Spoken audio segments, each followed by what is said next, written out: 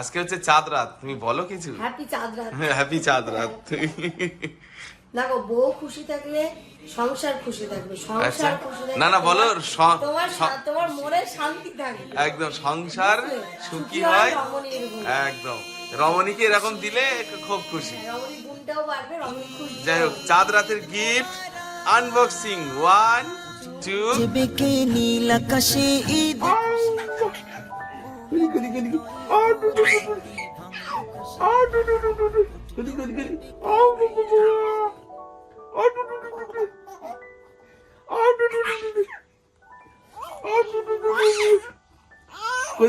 না দেখি দেখি দেখি দেখি দেখি ইনু দেখি ইনু দেখি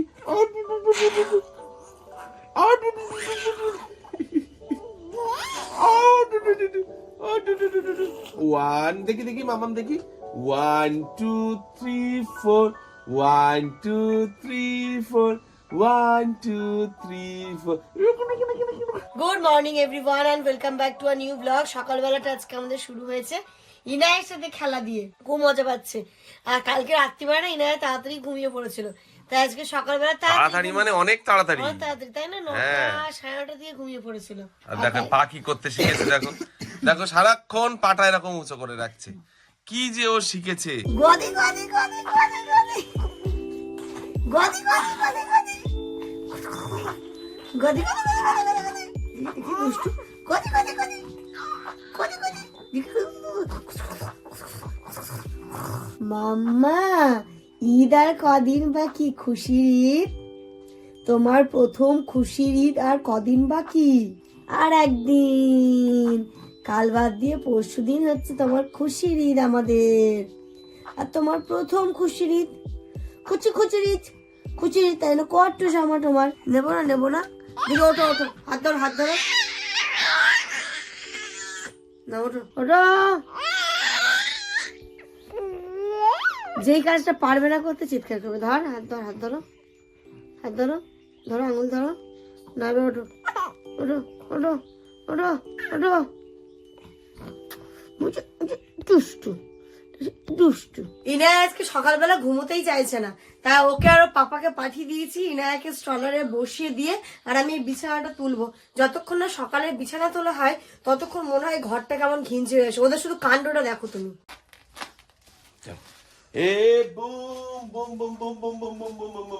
এই যে পাপা আর মেয়ের শুধু কাণ্ডটা দেখো। কি গো, ঘুমিয়ে পড়েছো? না না, দেখছে, আমি ভাবলাম স্ট্রলারে দিলে ও হয়তো ঘুমিয়ে পড়তে পারে। ও আর মজা পাচ্ছি। দেখতেই পেলে ওরা বাপ বেটুতে মিলে করছে খেলাধুলো, আর এইখানটাতে আমি চলে এসেছি ঘরে, একটুখানি ঘরটা গুছিয়ে নেব। আর তো মাত্র হাতে একটা দিন, একদিন পরেই যেহেতু ঈদ, একটুখানি ধুলোগুলো ঝেড়ে নেব, তাই বিছানাটা ঠিক করে নিচ্ছি। বিছানার চাদরটাও চেঞ্জ করব। ঈদের দিন যদিও বা নতুন একটা বিছানার চাদর পাতবো, তবু এই চাদরটা দেখছি অনেক দিন হয়ে গেল, তো তাই একটু চেঞ্জ করে দিই। বাচ্চা যেহেতু বাড়িতে থাকে, তাই অনেক কিছু মাথায় রেখে কাজ করতে হয়, বলে না স্যাটিসফ্যাকশন কাজ করে। ঈদের আগে একটুখানি ঝেড়ে ঝুড়ে নিলে মনে হয় কি না পরিষ্কারটা হয়ে গেল। কারণ কোনো একটা ফেস্টিভ্যাল মানে ঘরদোরটাকে আগে ক্লিন করা। নিজেরা যখন মানে নতুন করে সেজে উঠবো, বাড়িটাকে যদি একটু নতুন করে নতুন রূপে বা নতুনভাবে সাজিয়ে না তুলি, বিশেষ করে নিট অ্যান্ড ক্লিনভাবে সাজিয়ে না তুলি, তাহলে কিন্তু সেই মানে ফেস্টিভ্যালের আনন্দটা লাগে না। এই যে দেখো বেডশিটটা চেঞ্জ করে বেডশিট তুলে দিয়েছি। আর ইনায়া আর জামান্ত মানে মোটামুটি ওদের বন্ডিংটা এত সুন্দর হয়ে গেছে। ইনায়া এত বোঝে এখন, ইনা কি বলবো, ও দারুণ পাপার কাছে থাকে, কোনো অসুবিধা হয় না। আমি বালিশের কভার টভারগুলো চেঞ্জ করে নিলাম। ওরা খেলাধুলো করছে, খেলাধুলো করতে করতে কোনো কোনো সময় স্ট্রলারে ওইভাবেই ঘুমিয়ে পড়ে। তো এইভাবে এখন আমাদের তিনজনের জীবনটা চলছে, খুব এনজয় করছে এই লাইফটা। ইতিমধ্যে ইনায়া পাপার সাথে খেলা করতে করতে ঘুমিয়ে পড়েছে, তাই ওকে আব্বাদের স্ট্রলারেই রয়েছে। আর ওই স্ট্রলারটা ওরকম ওর স্লিপিং মোড করে দিয়েছিলাম, পজিশন করে দিয়েছিলাম, ওইভাবে ঘুমাচ্ছে। তো ওই ঘরে ও আছে। এইদিকে আমার বিছানাটাও করার ডান, একটু সোফাটা ঠিকঠাক করে নেবো, দিয়ে ঝাড়ু দেবো। তো দেখো আলমারিটাও একটুখানি ওলট পালট হয়ে গেছিলো, তাই ভাবছি আলমারিটাও ঠিক করে নিই। সোফার অবস্থা দেখছো, সব কিছু এদিক ওদিক হয়ে আছে, তাই সোফাটা আগে ঠিক করব। সোফাতে যা যা জিনিসপত্র ছিল, বাচ্চা থাকলে যেটা হয় আর কি, মানে ওর যেহেতু জিনিসপত্র প্রতিদিন ধোয়া হয় না, শুকিয়ে আসে, প্রতিদিনেরটা আবার ওই জিনিস জায়গায় দেওয়ার আগে আমি মানে সোফাতেই রেখে দিই, তারপরে হয়তো রাখি। হয়তো যে সময় আলমারিতে তুলবো, সেই সময় হয়তো যে সময় সময় আলমারিতে তুলবো সেই সময় ইনায়া ঘুমোচ্ছে, তাই জন্য তোলা হয়ে ওঠে না, সোফার উপরেই থাকলো। তো এইভাবে জিনিসপত্রগুলো একটুখানি এলোমেলো হয়েছিল যেইগুলো, সেইগুলোকে আবার ঠিক করে নিচ্ছি। এটাই তো জীবন, তাই না? একটুখানি এলোমেলো তো হবে, আমাদের জীবনেও কত কিছু এলোমেলো হয়। আবার তো জীবনটাকে নতুন করে নিয়ে সাজিয়ে গুছিয়ে চলি, তো সেরকম বাড়ি ঘর তো এলোমেলো হবে, জিনিস যখন আছে একটু তো ওলট পালট হবে, আবার সেগুলোকে গুছিয়ে টুছিয়ে নিয়ে চলার দায়িত্বটাই কিন্তু আমাদের। ঠিক যেমন আমাদের মানে জীবনটাও ঠিক সেরকমই ওলট পালট এক এক সময় হয়ে যায়, অনেক কিছু ঝড় আসে, অনেক দুঃখ কষ্ট, তারপরে সেইগুলোকে মানিয়ে নিয়েই কিন্তু আমরা চলি। এই যে দেখো আমি যেটা করছি এখন হচ্ছে একটুখানি ঝুলঠুলগুলোও ঝেড়ে নিচ্ছি। হালকা হয়েছিল, এমনি এই ঘর কেন আমি কোনো ঘরেই ঝুল হতে দিই না। আমার মনে হয় ঝুল থাকলে একটা নেগেটিভিটি কিন্তু বাসা বাঁধে বাড়ির মধ্যে, সেটা আমি কখনোই চাই না। আমি সবসময় পজিটিভ চিন্তা ভাবনা নিয়ে চলার চেষ্টা করি। আমার সাথে যখন কিছু খারাপ হয় সেটাকেও মনে করি আল্লাহ এতে ভালো কিছু রেখেছেন বলেই সেটা হলো। আল্লাহর উপর ছেড়ে দিয়ে আল্লাহর উপর ভরসা রেখেই কিন্তু আমি আমার জীবনে এগিয়ে চলি। দেখো ঘরটাকে ঝেড়ে নিয়ে চলে এসেছি বারান্দায়। এখানে স্ট্রলারে ইনায়া খেলছিল, ইনায়া আবার ঘুমিয়ে পড়ছে, তাই আমি ওকে বিছানায় দিয়ে দিলাম। তাই একটু বারান্দাটাও আমি ঠিকঠাক করে নিচ্ছি। দেখো এমনি ঝুলঠুল যেমন বলছি নেই তেমনভাবে, তবু একটুখানি যেহেতু চারিদিকটা খোলা, ডাস্ট তো আসে, ডাস্ট তো পড়েই, একটু সরিয়ে সরিয়ে জাস্ট ঝাড় দিয়ে নেওয়া, মুছে নেওয়া, এইভাবেই বাড়িটাকে আবার গুছিয়ে নিচ্ছি। মানে ঝাড়টা দিয়ে একদম পরিষ্কার পরিচ্ছন্ন করে নিচ্ছি।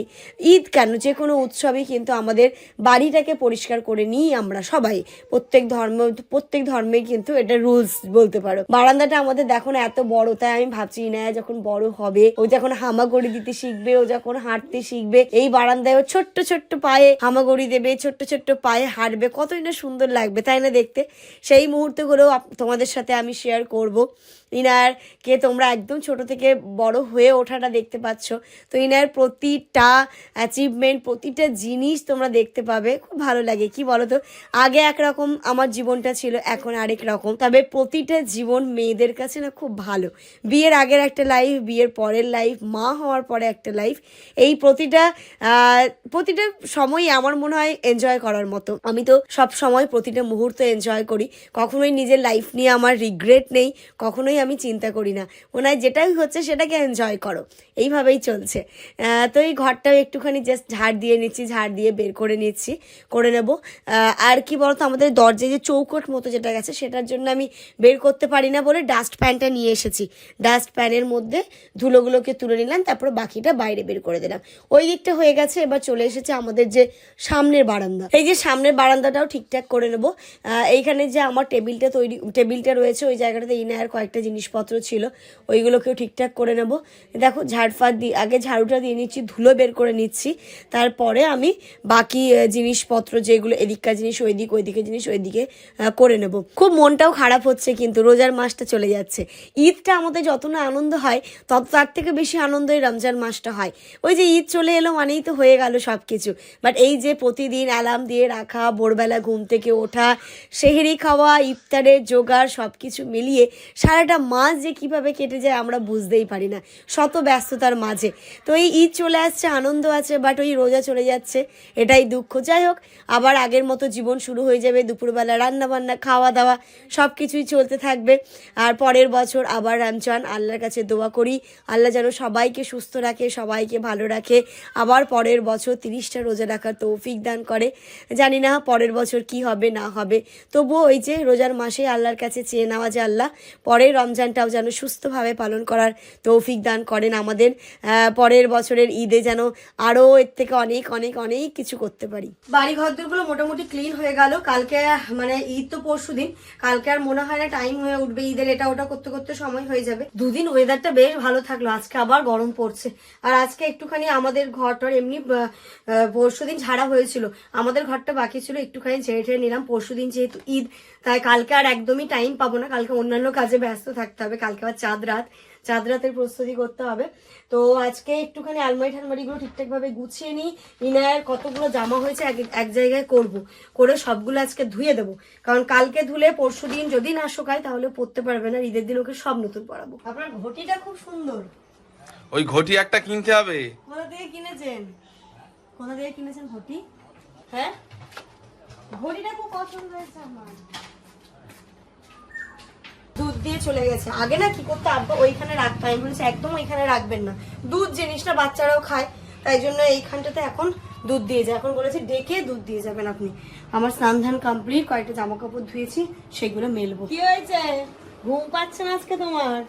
ঈদের খুশিতে, ঈদের খুশিতে আর ঘুম পাচ্ছে না, চিৎকার করছে।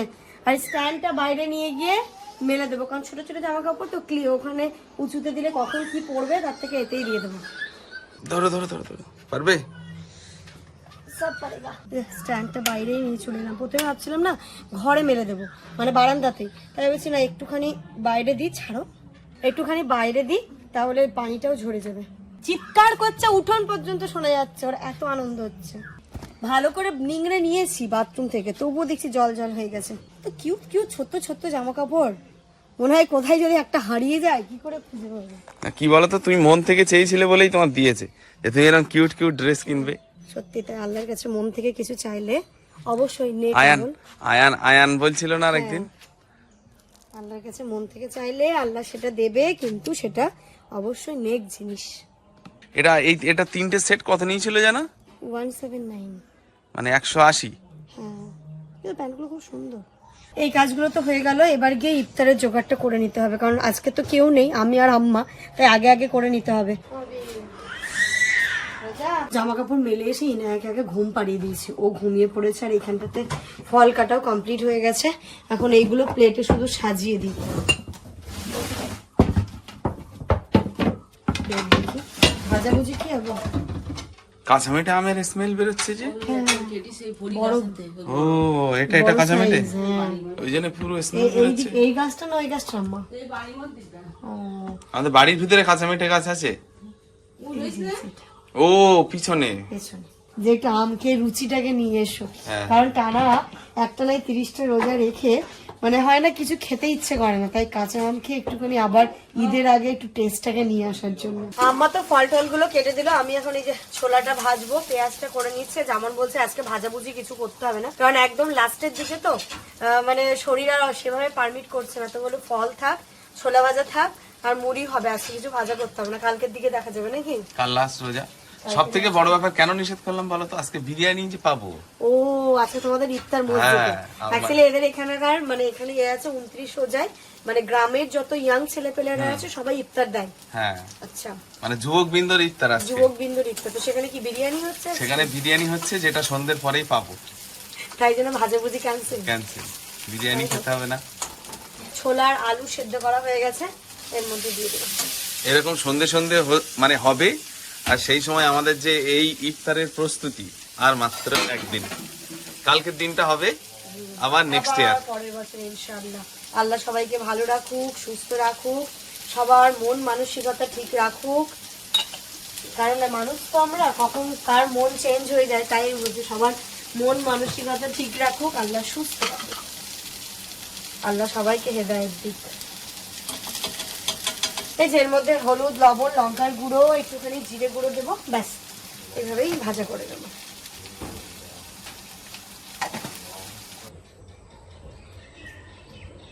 হ্যাঁ হ্যাঁ তুলে দাও। এই যে বিরিয়ানি বাড়ি চলে এসছে, ভাগ্যের ভাজা। আমি ভেবেছিলাম ইফতারের পরে আসবে হয়তো।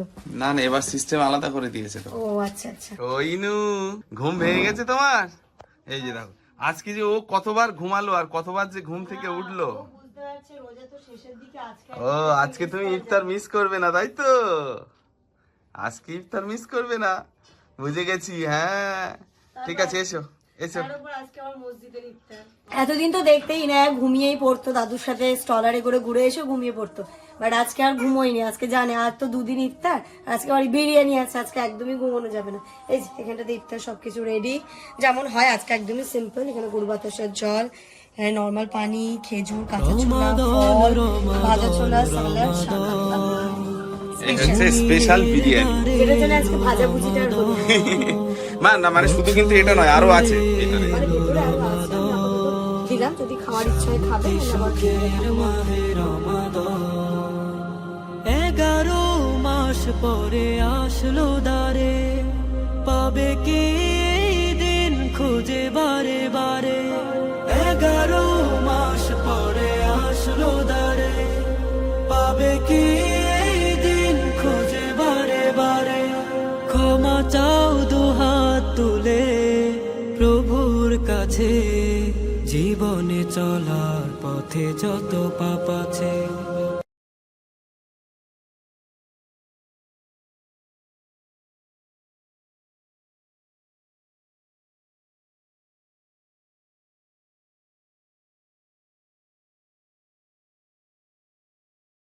তারপরে নামাজ পড়ে মুড়ি নিয়ে এসেছি আর এদিকে ড্রেসও পরে নিচ্ছি। এখন আমরা যাচ্ছি কাটিহাট। তুমি যাবে? ইনু যাবে, কাটিহাট যাবে। আজকে কি তুমি যেতে চাও? যেতে চাও?